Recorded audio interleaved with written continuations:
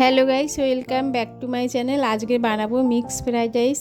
তো ভিডিওটা শুরু থেকে শেষ পর্যন্ত দেখো কীভাবে বানাচ্ছি। এখানে আমি সবজি নিয়েছি, বিনস, গাজর, ক্যাপসিকাম লম্বা লম্বা করে ছোট ছোট কেটে নিয়েছি।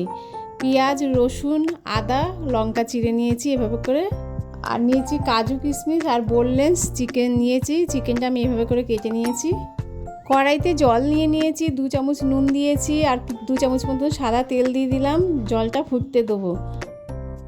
আর এখানে জলটা ফুটে গেছে। দেরাদুন রাইস নিয়েছিলাম, 1 ঘন্টা মতন ভিজিয়ে রেখেছি। চালটা দিয়ে দিলাম। চালটা 90% সেদ্ধ করে নেব। চালটা সেদ্ধ হয়ে গেছে, নামিয়ে নেব। এটা কড়াই বসিয়েছি, কড়াইতে সাদা তেল দিয়ে দিলাম। তেলটা গরম হয়ে গেছে, রসুন কুচিটা দিয়ে দিলাম, দিয়ে একটু ভেজে নেব। আদা কুচানোটাও দিয়ে দিয়েছি, একটু নেড়ে চেড়ে নেবো। দিয়ে ওখানে চিকেনটা কেটে রেখেছিলাম, চিকেনটা 5 মিনিট মতন ভেজে নেবো। মাংসটা এখানে হালকা ভাজা হয়ে গেছে। 1 চামচ গোলমরিচের গুঁড়ো দিয়েছি, অল্প করে নুন দিয়েছি। মাংসটা আর কিছুক্ষণ ভেজে নেবো। মাংসটা কিছুক্ষণ ভাজা হয়ে গেছে, ওখানে পেঁয়াজ কুচানোটা দিয়ে দিলাম। পেঁয়াজ কুচানোটা ভালো করে ভেজে নেবো।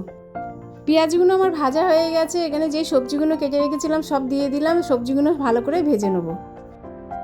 সবজিটা কিছুক্ষণ ভাজা হয়ে গেছে, কাজু কিশমিশ দিয়ে দিলাম আর লঙ্কা চিড়াটা দিয়ে দিয়েছি, দিয়ে কিছুক্ষণ ভেজে নেবো। সবজিটা আমার পুরো ভাজা হয়ে গেছে। এবার সেদ্ধ করা ভাতটা দিয়ে ভালো করে মিশিয়ে নেব। এখানে 2টো ডিমের ভুজিয়া করে রেখেছিলাম, ভুজিয়াটাও দিয়ে দিলাম। 1 চামচ গোলমরিচের গুঁড়ো দিয়েছি আর 1 চামচ চিনি দিলাম। আর নুন দিলাম না, এই কারণে ভাত সেদ্ধ করার সময় নুন দেওয়া হচ্ছিলো।